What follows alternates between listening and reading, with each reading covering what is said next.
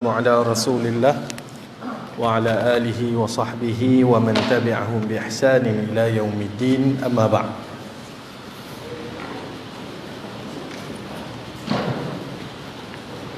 Cukup tak nota? Saya buat 20 salinan je.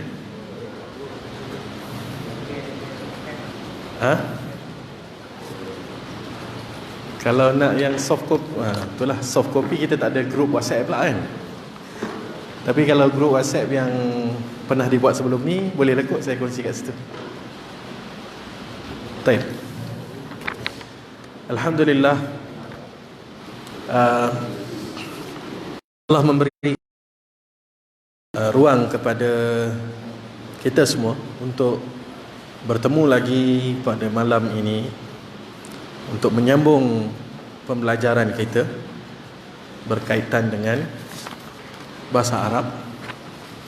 Jadi di antara perkara yang utama di dalam mempelajari apa-apa bahasa adalah usaha kita untuk menambahkan kosakata ataupun perkataan-perkataan, vocab dalam bahasa Arab itu sendiri.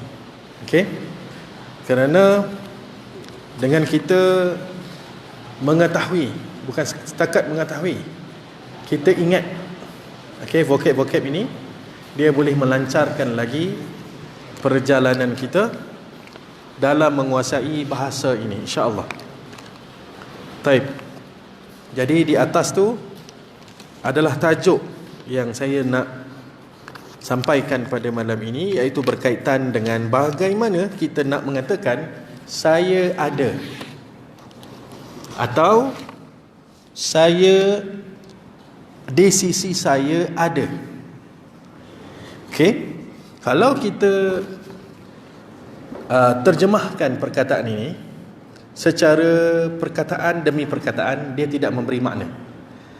Dia tidak memberi makna yang betul.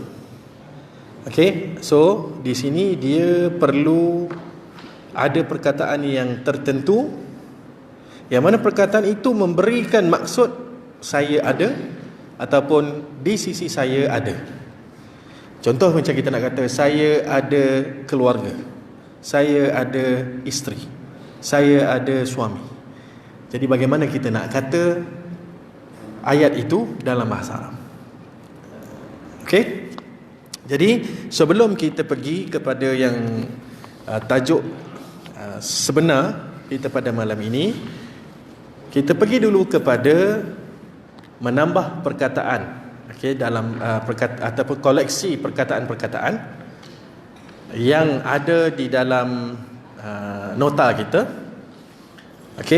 Kali ini saya buat dalam bentuk sesuaikan. Maksudnya di samping kita mempelajari perkataan, kita juga cuba untuk meneka. Kerana ada sebahagian perkataan yang selalu didengar dalam bahasa Melayu. Jadi situ mungkin kita dapat agak apakah maksudnya.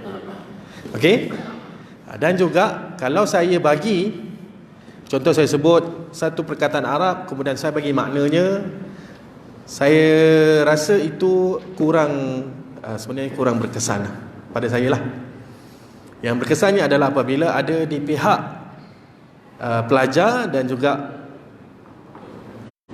juga guru, kita sama-sama saling bantu membantu, itu lebih baik, insya-Allah. Jadi hayya nata'allam. Hayya ada dua perkataan hampir sama, iaitu hayya dan hayya. Sekarang ni kita sebut hayya yang dalam azan ke ataupun mana satu? Hayya, hayya.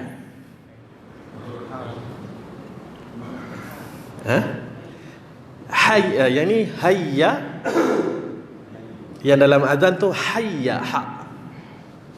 Bil ha. Jadi di sini hayya di sini bermaksud jom. Jom. Nata'allam, kita belajar. Jom kita belajar al-mufradat, perkataan-perkataan. Hayya nata'allam al-mufradat. Jom kita belajar perkataan-perkataan. Suaikan antara perkataan Arab dan maknanya. Perkataan yang pertama, zaujun. Apa maksud zaujun? Cuba tuan-tuan teka. Zaujun.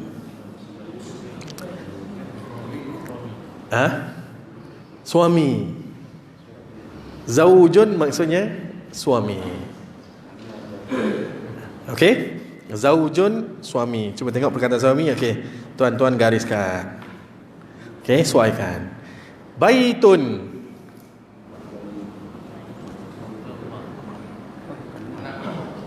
Baitun anak perempuan. Baitun, Haji kata tadi. Saya dengar tadi Haji kata. Tak kata. Ke ustaz yang kata?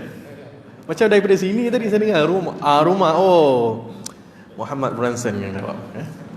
Baitun, rumah. Okey, baitun, rumah. Atau ada ungkapan mengatakan baiti jannati, rumahku syurgaku. Ditambah iyalah. Kita belajar pada kelas bulan lepas. Tu jauh sangat tu. Kelas bulan lepas. Ingat lagi tak? Wallahu ta'ala alam. Okey. Ya ni menunjukkan apa? Kepunyaan kan? Jadi bila dia nak kata rumahku, rumah saya, baitun tadi disambungkan dengan ya, maka jadilah baiti. Rumah saya, jannati, syurga saya. Okey, rumah saya adalah syurga saya. Taib. Ibnun, anak lelaki. Ibnun, anak lelaki. Okey, ibnun, anak lelaki. Yang ni kita ada guna tak dalam bahasa Melayu? Kita guna bin lah. Dia ambil daripada perkataan ibnun. Kalau diterjemahkan anak lelaki, maksudnya tak ada beza lah. Bezanya hanyalah perkataan Arab dan perkataan Melayu. Kalau di dalam kad pengenalan kita, dia membezakan antara orang Islam dan juga orang bukan Islam. Tapi maksudnya adalah sama. Okey? Maksudnya adalah sama. Cumanya alif itu telah dibuang. Okey? Kalau dalam Melayu lah dia tulis bin je kan. Kalau dalam Jawi ditulis bin. Okey, dia tulis bin sahaja. Alif ni telah dibuang. Okey, ini panjang cerita dia. Okey, memang ada dalam penulisan Arab, dia memang ada buang. Contoh Umar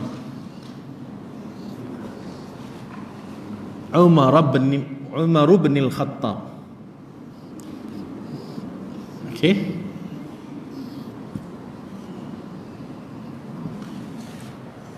Okey, so kita tak nampak alifnya tu.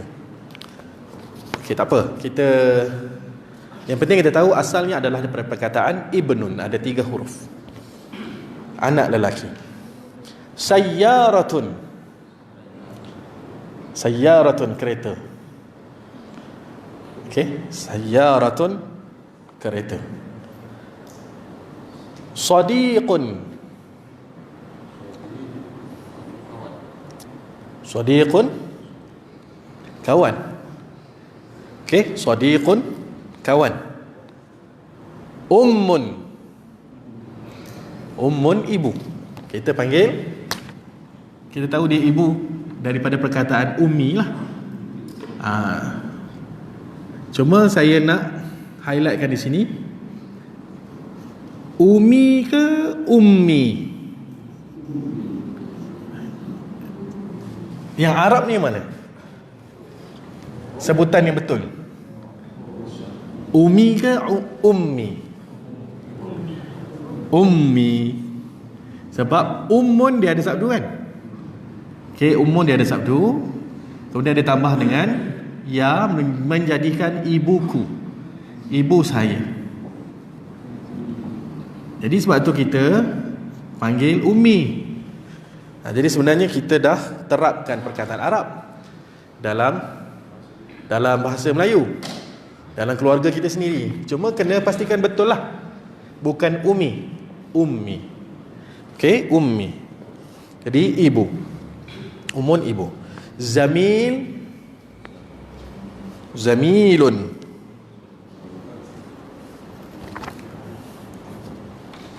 Zamilun.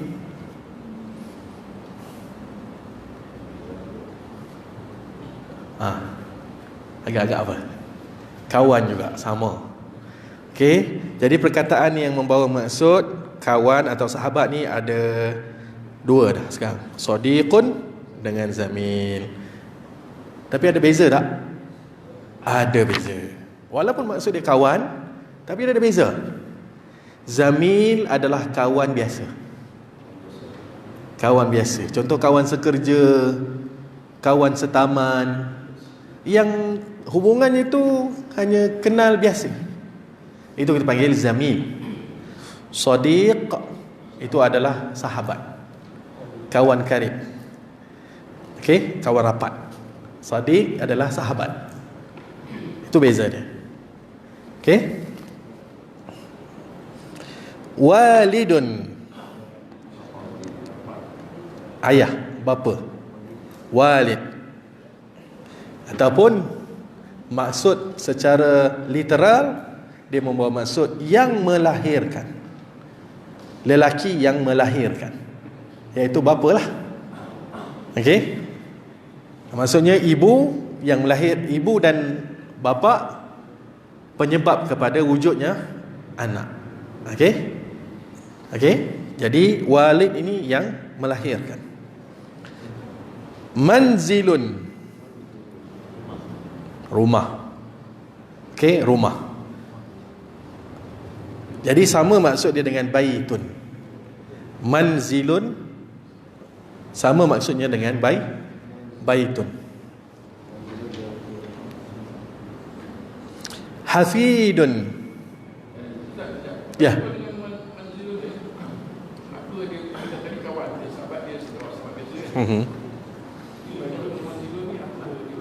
Baitun ni dia lebih merujuk kepada apa kita panggil, rumah kita yang sebenar lah. Tapi manzilun ni dia lebih kepada tempat berteduh. Tapi kita kata rumah jugalah. Rumah jugalah, tempat berteduh. Di dalam bahasa Arab dipanggil ismul makan, kata nama khusus untuk tempat. Manzilun. Okey, kata nama khusus untuk tempat, manzilun, tempat berteduh. Tapi baitun ni lebih kepada ni lah, kepada rumah kita tu. Sebab tu kita kata baiti jannati. Kita tak kata manzili jannati. Dalam pepatah Arab dia tak guna manzili jannati. Okey, dia guna baiti jannati. Okey, hafidun. Ini mungkin yang dah ada ni, hafidun ni, cucu lelaki. Hafidun, cucu lelaki. Hafidun, cucu lelaki. Bintun, bintun dia lawan kepada benti. Kita sebut benti. Asalnya bintun. Okey, benti itu anak perempuan. Okey, itu maksudnya. Bukan jadi bila kita tengok nama kita, kita tahu benti itu adalah anak perempuan, bin itu adalah anak lelaki. Bukan satu perkataan yang bukan perkataan yang diletakkan tanpa kita mengetahui apakah maksud dia. Kita kata oh lelaki memang guna bin lah, perempuan memang guna binti lah. Bukan, tapi kita tahu maksud dia sebenarnya apa. Okey. Mazra'un. Mazra' ni bermaksud kebun, ladang, dusun, samalah. Tapi kalau secara literal dia bermaksud tempat penanaman. mazra', dia umum lah. Kan? Apa saja boleh kita katakan sebagai mazra'. Contoh kebun, boleh kita kata mazra'. Sawah padi pun kita boleh kata, bendang tu kita boleh kata mazra'. Okey, asalkan tempat itu tempat pertanian. Hafidatun. Ini pun senang je tuan-tuan. Cara kita nak tahu makna dia. Apabila ada ta marbutah, dia menunjukkan perempuan. Tadi kita dah jumpa perkataan hafidun. Hafidun cucu lelaki.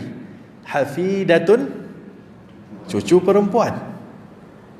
Itu je beza dia. Taib. Usratun, keluarga. Usrah. Kita ada gunakan usrah. Malam ni ada usrah. Kenapa kita guna perkataan usrah? Mungkin orang yang menjalankan program tu, dia nak menanamkan semangat kekeluargaan, ukhuwah, dalam circle tu, dalam perhimpunan tu. Usrah ni dia dalam perhimpunan dalam bentuk bulatan biasanya kan.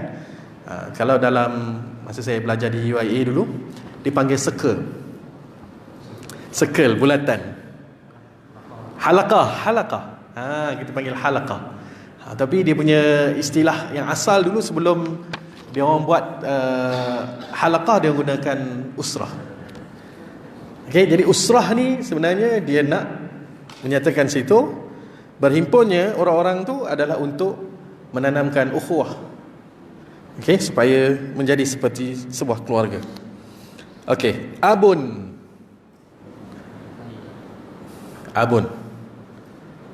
Selalu panggil abi.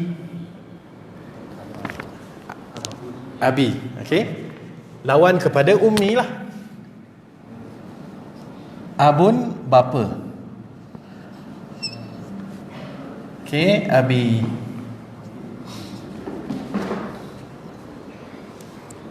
Okey, jadi perkataan abah tu bukan Arab lah Ustaz. Perkataan itu lagi hebat lagi daripada perkataan abi. Abah adalah berasal daripada perkataan abun, tetapi dia lebih dalam maksudnya. Jadi kalau tuan-tuan dipanggil abah, kena terangkan kepada anak, panggilan ini adalah panggilan yang sangat dalam kasih sayang dia. Kalau abi ni panggil biasa aja, wahai bapaku, wahai ayahku. Tapi kalau orang Arab ni, dia tak payah tambah wahai bapaku yang ku sayangi. Dia tak perlu tambah. Cukup sekadar dia ubah perkataan itu, maksudnya telah sampai. Abah bermaksud wahai bapaku, tetapi difahami dengan penuh kelembutan, penuh adab, penuh sopan, penuh kasih sayang. Abah. Ini peringkat yang basic. Ini peringkat yang kedua. Kalau yang paling hebat sekali dalam Al-Quran, dalam surah Yusuf, ya abati inni ra'aitu ahada asyara kawkaba. Wahai bapaku, abati. Abati ni lagi tinggi, lagi beradab, lagi penuh kasih sayang. Ini panggilan yang paling beradab sekali, dan digunakan oleh Nabi Yusuf kepada Nabi Yaqub alaihi salam. Okey? Ya abati inni, ya abati, wahai bapaku. So bila kita baca Al-Quran, kita dapat bezakan. Abati tak sama panggilannya dengan abi, tak sama panggilannya dengan abah. Abati ini adalah panggilan perkataan, pilihan perkataan yang paling hebat. Okey, paling beradab, paling tinggi kasih sayang dia, paling tinggi hormat dia. Jadi yang ini saya rasa mungkin jarang kot, abi ni yang selalu abah kan. Ayah saya tak pasti. Ayah saya tak pasti adakah dia daripada perkataan Arab ataupun tidak. Mungkin dia perkataan Melayu. Bapa pun mungkin daripada perkataan Melayu. Okey. Okey. Walid ni bapa juga sama. Sama.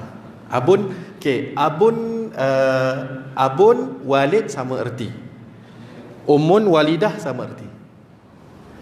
Okey? Okey. Okey. Kalau ummun ni maksud dia, kalau saya nak pergi balik kepada kata kerja, dia berasal daripada amma. Amma bermaksud kalau imam, dia yang duduk di depan dan diikuti, betul tak? Jadi samalah dengan ibu.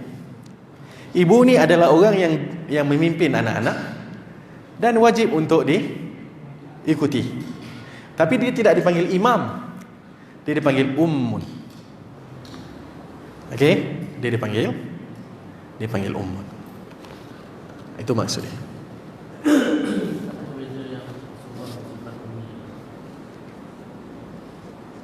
Rasulullah bersifat ummi. Okey, yang itu ummi itu ada satu istilah. Ummi itu satu istilah yang menunjukkan tidak tahu membaca dan tidak tahu menulis. Ummi, amma. Dia ain, tak silap saya. Ummi. Dia ummi. Dia maksud buta. Buta membaca, buta menulis. Okey? Asal daripada ama ataupun umyun. Umyun maksudnya buta. Okey, ummi. Bukan ummi ya.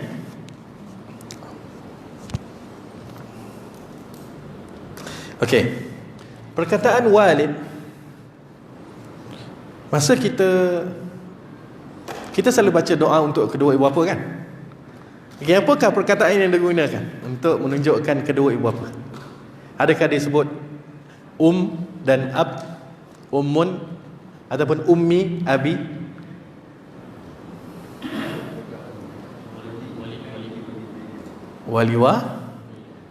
Walidayya kan? Okey. Kenapa kita guna walid? Sedangkan walid tadi adalah untuk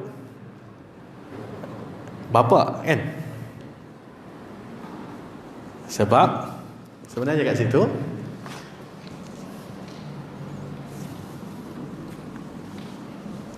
dekat situ dia merujuk kepada dua orang. Perasan tak? Dia tak sebut dua. Tapi kaedah tu mengatakan situ ada dua orang, bukan seorang. Okey, Rabbi ghfirli wa liwalidayya kan? Rabbi ghfirli wa Okey, dia punya penulisan ni macam ni.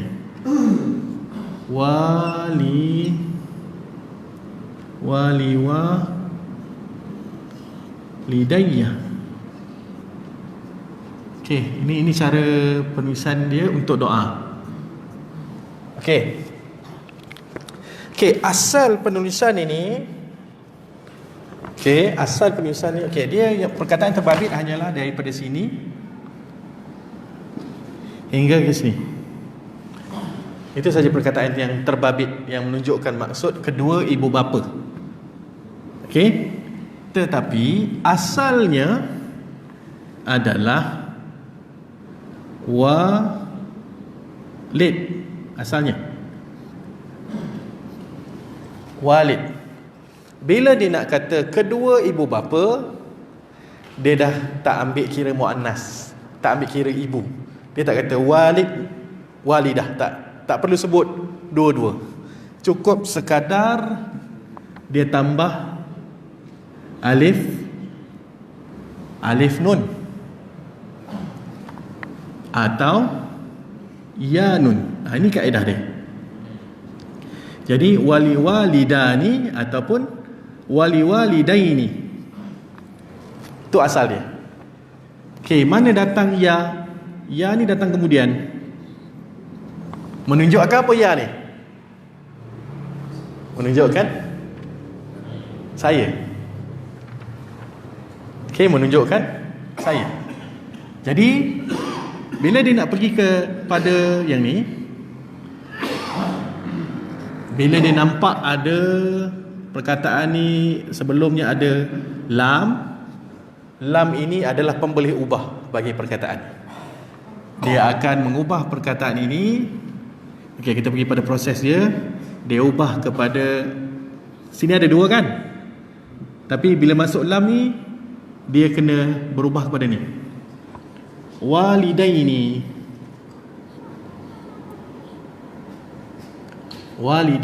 campur dengan ya. Okey, kedua orang tua saya. Okey, tapi ada dalam kaedah mengatakan sebelum nak dicampurkan, nak disambungkan dengan ya ni, dia kena buang dulu nun.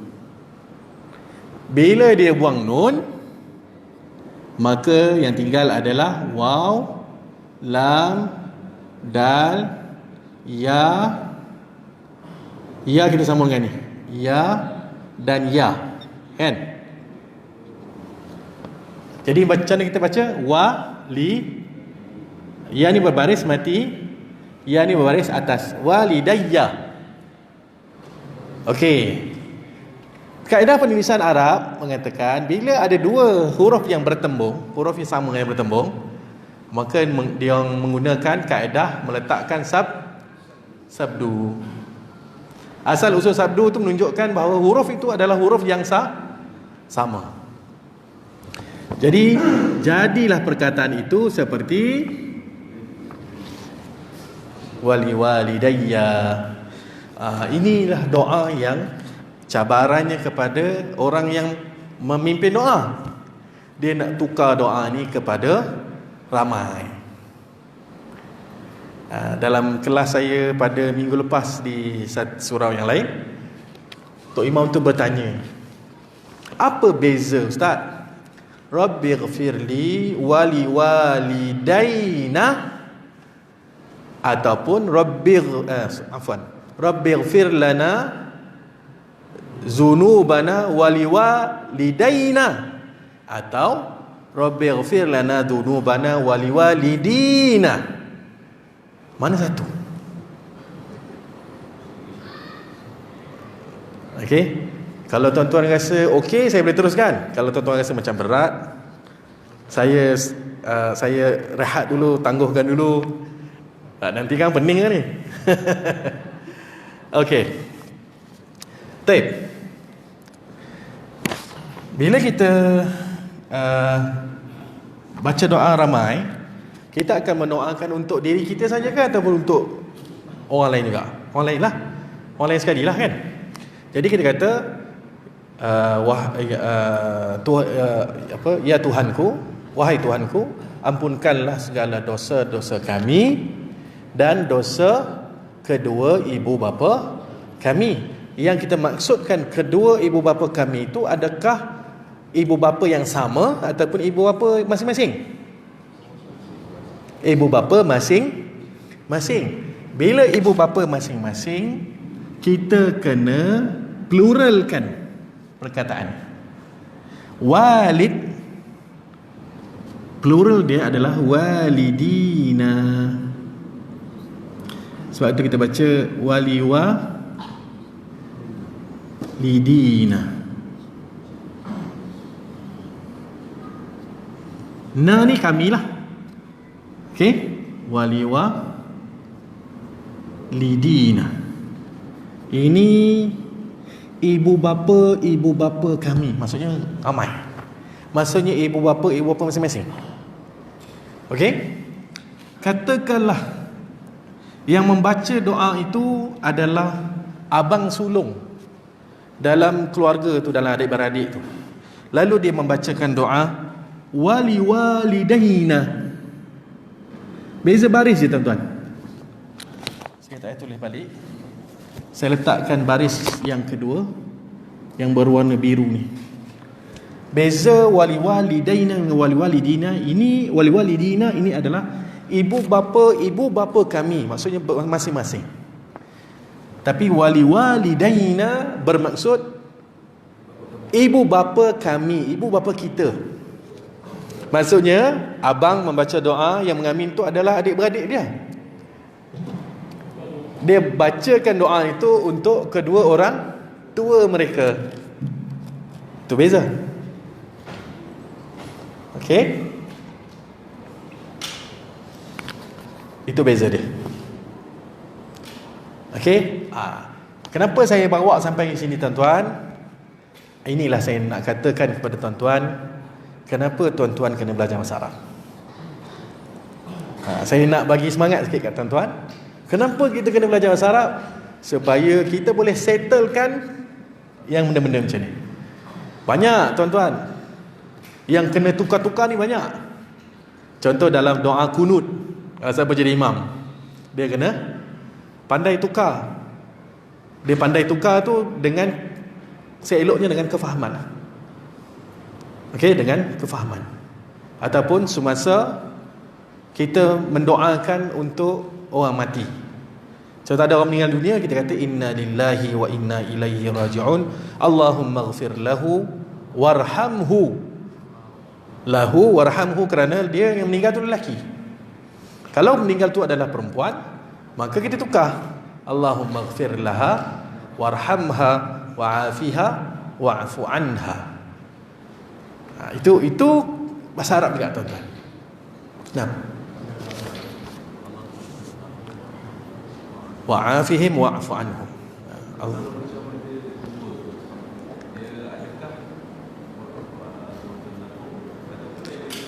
Kalau kita khususkan kepada dua orang, mungkin kita kata pada ibu bapa kita. Jadi kita kata ibu bapa kita, masa kita ziarah, dia duduk kubur sebelah-sebelah. Jadi kita tak payah baca doa dekat mak kita, doa untuk dia saja. Kemudian dekat bapa kita baca doa untuk dia saja. Tak payah. Kita baca Allahumma ighfir lahuma warhamhuma. Allahumma ighfir lahu Allahumma ighfir lahu Allahumma ighfir lahuma warhamhuma wa'afihima wa'fu anhuma. Macam itulah. Huma itu menunjukkan dua orang. Kita belum lagi sampai bab tu tuan-tuan. Huma tu belum lagi. Itu dah up sangat tu. Okey. Suatu hari nanti insya-Allah, dengan berkat kesabaran tuan-tuan lah. Tuan-tuan sabar, insya-Allah kita akan sampai lah. Okey. Kemudian kita boleh apply dalam kita punya ibadah kita insya-Allah. Baik. Kemudian perkataan yang terakhir, jiran. Jiran. Saya sengaja ambil perkataan jiran sebab yang digunakan dalam bahasa Melayu adalah jiran. Jiran bermaksud jiran. Okey, tetapi jiran dia menunjukkan ramai. Ramai jiran. Asalnya perkataan mufrad dia ataupun perkataan singular dia adalah jar. Jar. Jarun bermaksud seorang, jiran, lelaki. Kalau perempuan, jarah.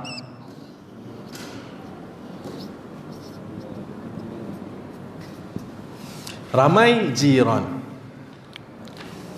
Okey, jarun, jarah, jiran. Okey. Berapa minit lagi? Nak azan? Berapa minit lagi? 2 minit. Okey. Kita pindah kepada muka surat yang sebelah. Okey, inilah tajuk yang kita nak pada malam ini. Tapi nanti dia ada kaitan dengan perkataan yang kita belajar tadi. Okey? Masa kita nak apply lah. Okey, macam mana kita nak kata saya ada? Kita guna perkataan ind. Ind ataupun sebutan dia inda. Inda ni dia boleh bertambah ataupun bergabung dengan ya. Ya ni menunjukkan apa? Saya. Ka menunjukkan awak, lelaki, kan? Kemudian ki menunjukkan awak, perempuan. Kemudian hu menunjukkan nya. Okey, satu lagi tuan-tuan, tuan-tuan tambah kat bawah tu, ha, menunjukkan nya tapi untuk perempuan. Okey, jadi bacaannya adalah indi, saya ada. Oh, satu lagi tuan-tuan, untuk ramai. Ini untuk saya kan, untuk kami ditambah na, indana, kita ataupun kami. Okey, jadi bacaannya adalah indi, saya ada. Contoh kalau kita nak kata saya ada rumah, jadi kita kata indi baitun. Okey, kalau kita kata di sisi saya ada suami, di sisi saya adalah suami ataupun ada suami, indi zauj, saya ada suami. Indi zauj, saya ada suami. Indi zaujah, saya ada isteri. Indi hafid, saya ada cucu lelaki. Okey,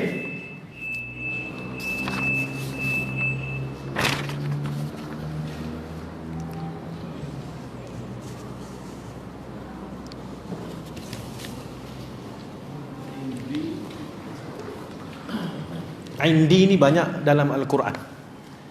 Sangat sangat banyak digunakan dalam Al-Quran perkataan indi. Tak kisahlah indi ke indaka ke, dalam surah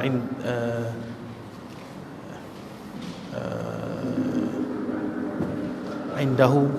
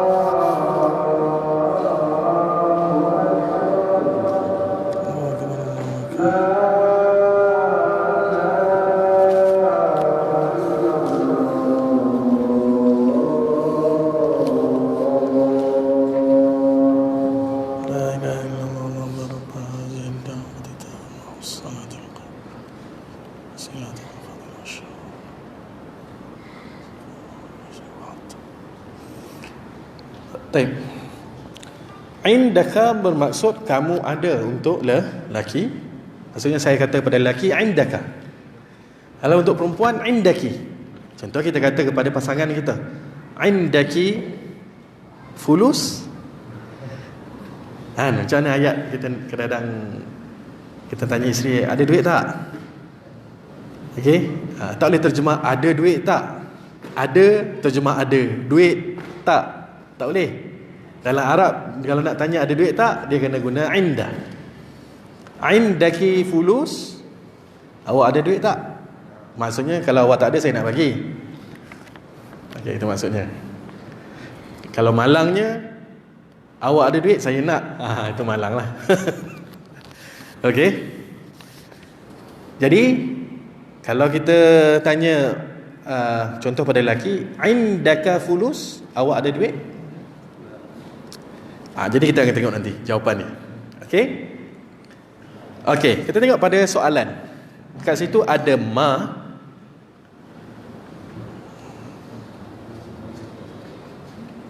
Okey, ma ini menunjukkan apakah. Apakah di sini jawapannya mesti bukan manusia. Maksudnya benda. Jadi jawapan kepada ma, soalan apakah ma ni, dia mesti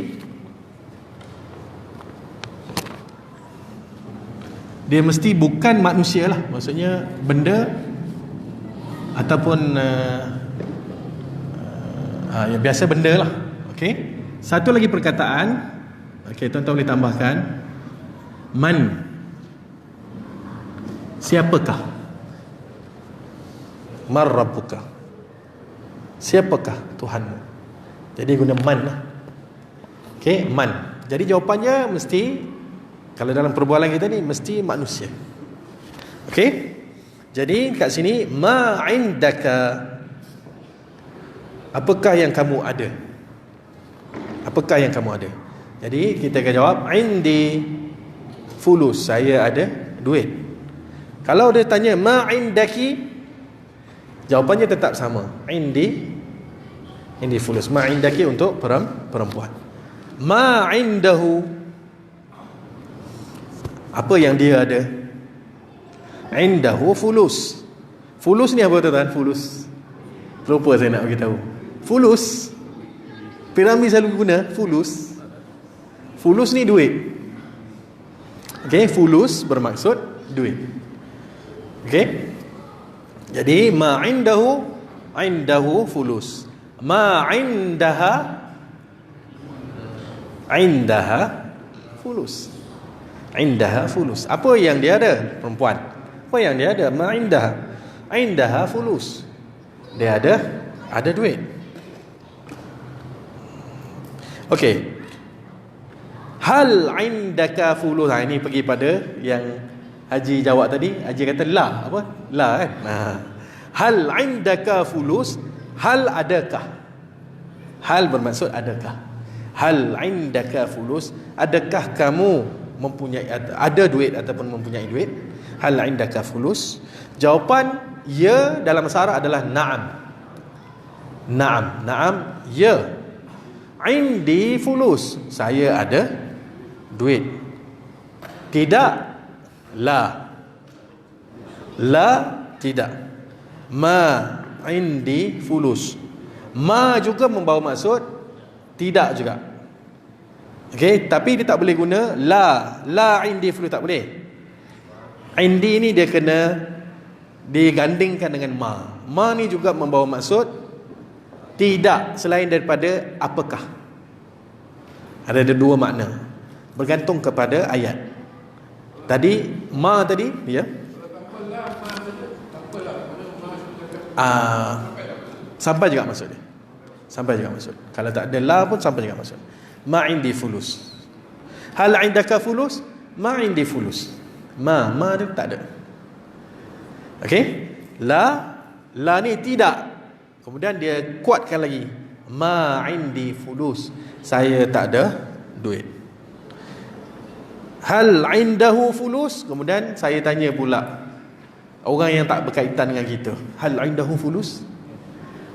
Kemudian kita kata la adri. La saya tak tahu. La adri itu tahu.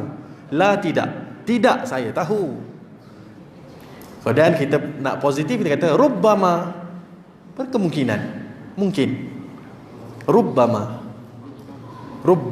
mungkin. Rubbama mungkin dia ada, mungkin dia tak ada. Okay. So jawapan tu orang kata jawapan selamat je lah. Okay, dia tidak memberi jawapan yang tepat lah.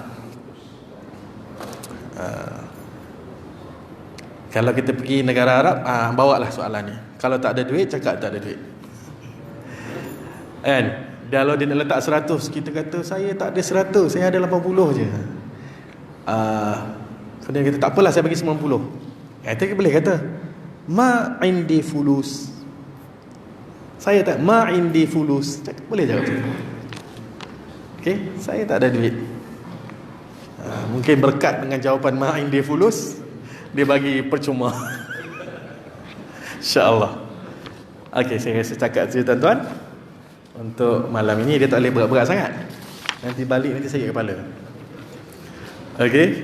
Nanti orang sebelah dengar kita sebut ma indi fulus. Bang, kenapa bang? Ngigau-ngigau.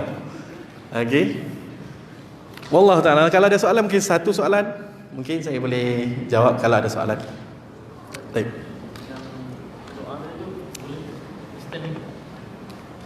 Okey. Soalan kedua daripada imam yang saya kata tadi. Dia tanya, kalau diramaikan, adakah kita nak kata saghira ataupun sighara? Okey, saghira menunjukkan sedikit. Maksudnya seorang. Saghira. Maksudnya kita. Dia saghira tu ketika aku masih kecil. Merujuk kepada kita seorang. Kalau ramai, dia kena dipluralkan, dia kena dijamakkan kepada sighara. Sighar. Jamak dia adalah sighar. Tapi disebabkan kedudukan di dalam ayat tu, maka dia kena berbaris atas. Maka jadilah sighara. Okey. So baris atas, baris bawah, baris hadapan dalam bahasa Arab dia memberi maksud yang tertentu. Okey, dia memberi maksud yang tertentu. Okey, jadi jawapannya adalah sighara. Wali walidina warhamhum kama rabbawna sighara. Rabbau bukan rabbayana. Rabbayani menunjukkan dua orang. Maksudnya seperti mana mereka berdua mendidik aku. Okey? Itu boleh doa kalau yang baca tu si abang tadilah. Rabbayana, seperti mana mereka berdua mendidik kita. Kalau tok imam, dia kena baca Rabbauna, seperti ibu bapa, seperti mereka mendidik kami. Sighar, semasa kami kecil. Wallahu ta'ala alam. Syukran atas soalan-soalan, di atas keteblatan semua. InsyaAllah kita berjumpa lagi pada bulan hadapan. Subhanakallahumma bihamdika asyhadu an la ilaha illa anta astaghfiruka wa atubu ilaik. Bismillahirrahmanirrahim. Wal 'asri innal insana lafi khusr illa alladziina aamanu wa 'amilus shalihat wa tawassaw bil haqqi wa tawassaw bis sabr. Assalamualaikum warahmatullahi wabarakatuh.